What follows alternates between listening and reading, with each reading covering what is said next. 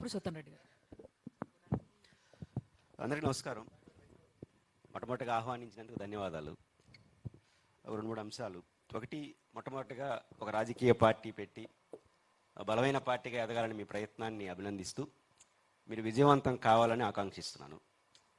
నాకు ఒక స్వార్థం కూడా ఉంది. మంది చిత్తూరే, మాది చిత్తూరే. కాబట్టి మన చిత్తూరు జిల్లాలో ఇప్పటికే చంద్రబాబు నాయుడు గారు సక్సెస్ఫుల్ పొలిటీషియన్ అయ్యారు. మీరు కూడా సక్సెస్ఫుల్ పొలిటీషియన్ కావాలని అభిలషిస్తున్నాను.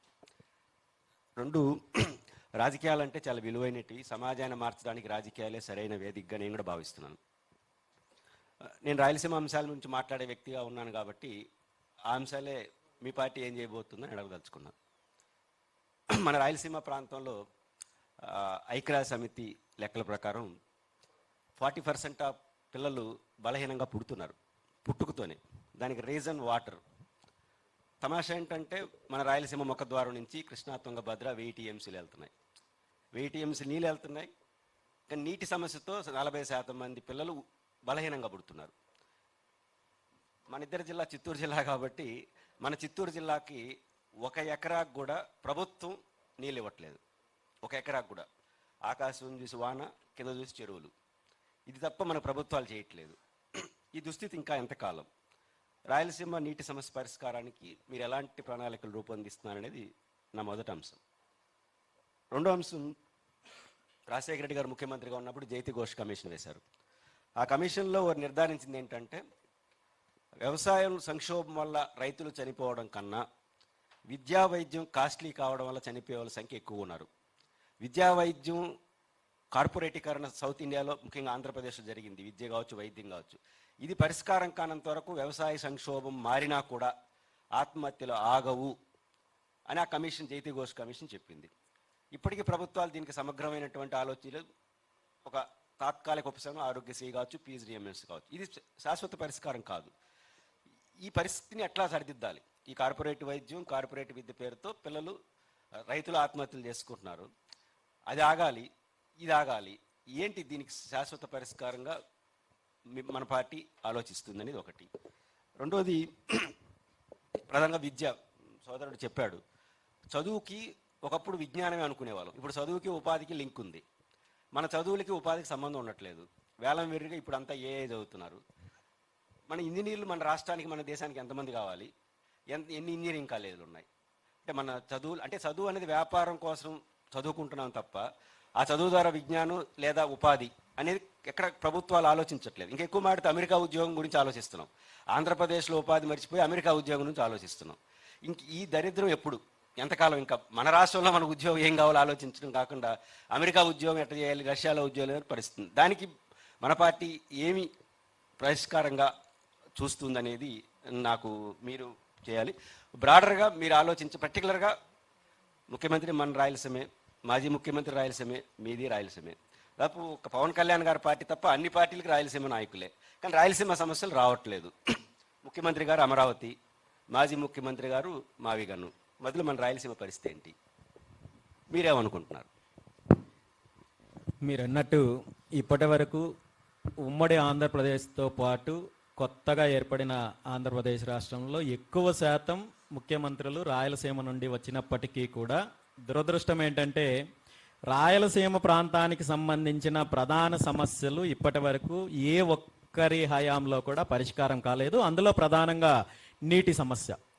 రాయలసీమ ప్రాంతానికి, రాయలసీమ ప్రాంత రైతులకు నీరు అందించాలని చెప్పి ఎన్టీ రామారావు గారి హయాం నుండి ఈనాడు చంద్రబాబు నాయుడు గారి ప్రభుత్వం వరకు ప్రతి ప్రభుత్వము అనేక రకాలైన ప్రకటనలు ఇస్తోంది, ప్రాజెక్టులను ప్రకటిస్తోంది. కానీ వాటికి సరైన నిధులు కేటాయింపులో కావచ్చు, లేదంటే ఇప్పటికీ ఆల్రెడీ పూర్తి చేసిన కాలువల యొక్క మరమ్మతులు పూర్తి చేయడం ద్వారా దానికి చివరి ఆయకట్టు ఉన్న రైతులకు నీళ్లు అందించడంలో కావచ్చు, పూర్తిగా ప్రభుత్వాలు రాయలసీమ ప్రాంతాన్ని విస్మరించాయని చెప్పడానికి అనేక రకాల ఉదాహరణలు ఉన్నాయి. అందులో హంద్రీనీవా ప్రాజెక్టు తీసుకున్నట్టయితే, నిజంగా హంద్రీనీవా ప్రాజెక్టు చిత్తశుద్ధితో ప్రభుత్వం పూర్తి చేయగలిగితే ఆల్మోస్ట్ రాయలసీమ ప్రాంతంలో ఉన్న అన్ని జిల్లాల రైతులకు నీరు అందించే అవకాశం ఉంది. ఇంకా చిన్న చిన్న ప్రాజెక్టులు అవకాశం ఉన్న చోటల్లా ప్రాజెక్టులు నిర్మించగలిగితే, అంటే ఈ ప్రాజెక్టులు అనేది కేవలం కాంట్రాక్టర్ల కోసం కాకుండా రైతుల కోసము ప్రణాళికలు సిద్ధం చేసి నిర్మించగలిగితే చాలా వరకు రైతులకు నీరు అందించే అవకాశం ఉంటుంది. అలా కాకుండా ప్రభుత్వాలు కేవలము కాంట్రాక్టర్లకు అనుకూలంగా ఉన్న ప్రాజెక్టులనే రాయలసీమ ప్రాంత ప్రజలపైన, రాయలసీమ ప్రాంత రైతులపైన రుద్దే ప్రయత్నం చేస్తున్నారు.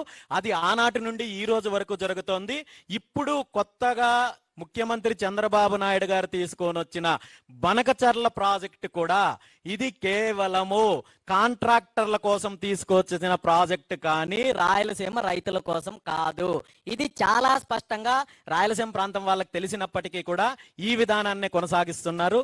ఖచ్చితంగా రాయలసీమ ప్రాంత రైతులకు నీళ్ళు అందించాలంటే చాలా అవకాశాలు ఉన్నాయి. పెండింగ్ లో ఉన్న ప్రాజెక్టులు తక్కువ నిధుల కేటాయింపు ద్వారా పూర్తి చేయగలిగితే నీళ్లు వచ్చే అవకాశం ఉంది.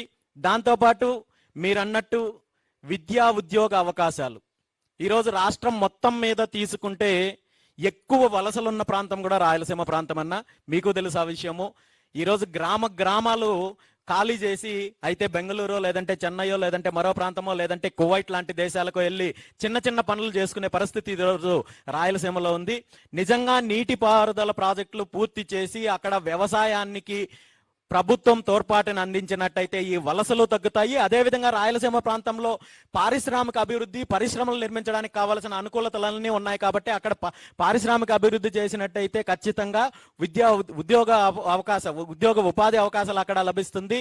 గ్రామీణ ప్రాంత యువత ముఖ్యంగా గ్రామాల్లో నివసించే పరిస్థితి వస్తుంది. కాబట్టి ఈ దిశగా ప్రభుత్వాలు ప్రకటనలకు పరిమితం అవుతున్నారు తప్ప కార్యాచరణలోకి ముందుకు తీసుకురావడం లేదు. ఖచ్చితంగా బీసీవై పార్టీకి అవకాశం వచ్చినప్పుడు దీని మీద పూర్తి స్థాయి ప్రణాళికతో రాయలసీమ ప్రాంత అభివృద్ధికి కావచ్చు, నీటిపారుదల ప్రాజెక్టులకు సంబంధించి కావచ్చు, పారిశ్రామిక అభివృద్ధి కావచ్చు, అదేవిధంగా వలసలు నివారించడానికి తీసుకోవాల్సిన చర్యల గురించి కావచ్చు పూర్తి స్థాయిలో చర్యలు తీసుకుంటాము. ప్రశ్న ఒకటి, నేను ప్రజలకు ఆప్షన్స్ ఉండే విధంగా రాజకీయ పార్టీలు బలంగా ఉండాలని కోరుకుంటాను.